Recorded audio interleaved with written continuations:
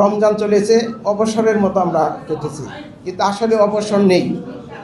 নির্বাচন কমিশনের সাংবিধানিকভাবে সংসদ নির্বাচন এবং রাষ্ট্রপতি নির্বাচনের কথা সরাসরি উল্লেখ থাকলেও বহু নির্বাচন দেশে রয়েছে লোকাল গভর্নমেন্টের, সেটা সরাসরি সংবিধানে উল্লেখ নেই।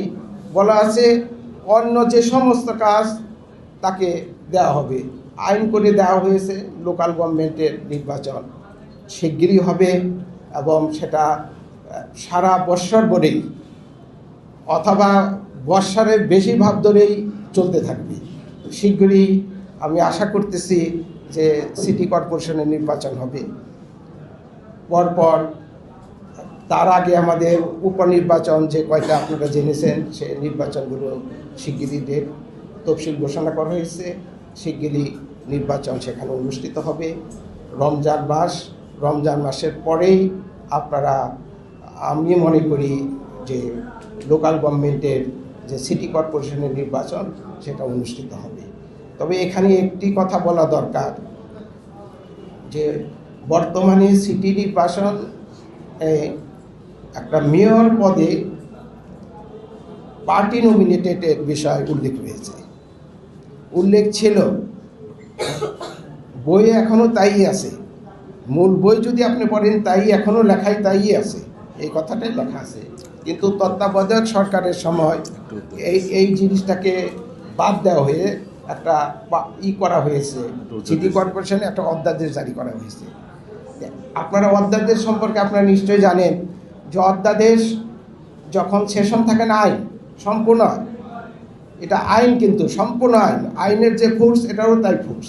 কিন্তু প্রশ্ন হচ্ছে যখন পার্লামেন্টের প্রথম অধিবেশন হবে তখন যতগুলো অর্ডিন্যান্স মাঝখানে হয়েছে সবগুলো অর্ডিন্যান্স পার্লামেন্টে প্লেস করতে হবে। পার্লামেন্ট সেখানে বিবেচনা করবেন, বিবেচনা করে যেটা রাখার প্রয়োজন সেটা রাখবেন, যেটা রাখার প্রয়োজন না সেটা চলে যাবে। এবং 30 দিনের মধ্যে যদি এটা র্যাটিফিকেশনের ব্যাপার আছে, যদি কোনো আইন যদি র্যাটিফাইড না হয় তাহলে এটা চলে গেল। আমাদের সিটি নির্বাচনের ব্যাপারে বা পরবর্তী যে আরও লোকাল গভর্নমেন্টের নির্বাচনে একই ব্যবস্থা করা হয়েছে। আমরা অপেক্ষা করতেছি যে পার্লামেন্টসের ভিউটা কী। পার্লামেন্ট সংসদ যদি এটাকে বিবেচনা মনে করেন সঠিক, এটা যদি তারা ভালো মনে করেন তাহলে সেভাবে নির্বাচন হবে।